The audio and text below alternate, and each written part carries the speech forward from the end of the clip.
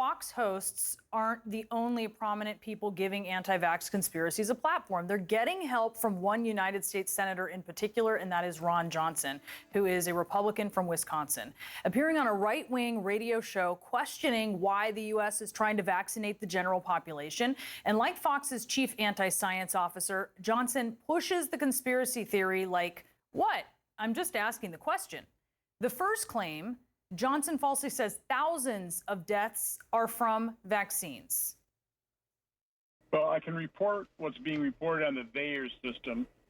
The vaccine, I can't remember what it's called, adverse effect reporting system, something like that.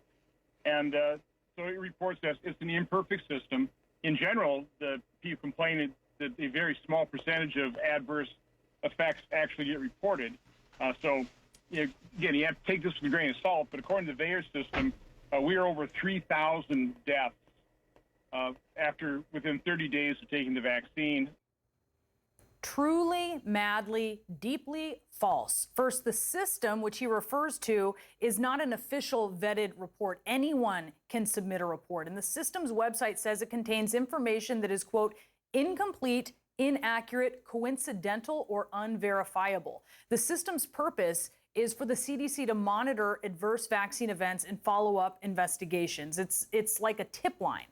When CNN asked Senator Johnson's office for comment, we were told, quote, the senator is not suggesting the deaths were directly caused by the COVID vaccine, and that Johnson is instead calling for submissions to the system that they be, quote, taken seriously and research what is going on. But, I mean, is that really his point? Because this tip line, they're already doing that. Since December of last year, more than 245 million doses of the vaccine have been given. And according to the CDC, that reporting system received 4,100 reports of deaths of people who got the vaccine.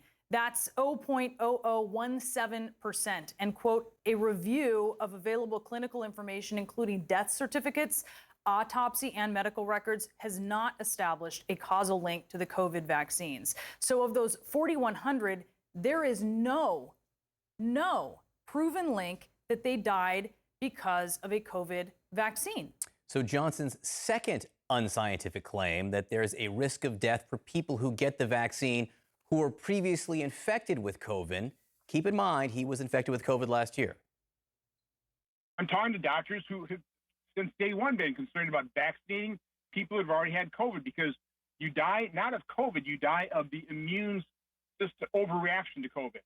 And so there's a concern there. Completely, utterly, fantastically wrong. The vaccines are safe and recommended for people who have already had COVID.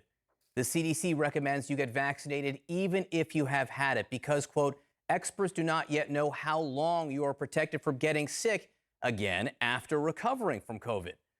Our colleagues, home librarian Tara Subramaniam, spoke to doctors when fact-checking this, including one doctor at Emory's Vaccine Center who said, shock, he is not aware of any data to support Senator Johnson's allegation.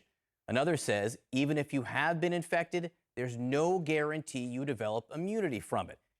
Here's the problem. Those who listen to Ron Johnson spew this nonsense on the radio likely won't see or hear this fact check. Instead, they'll believe it, repeat it as fact, and refuse to get a vaccine for false reasons.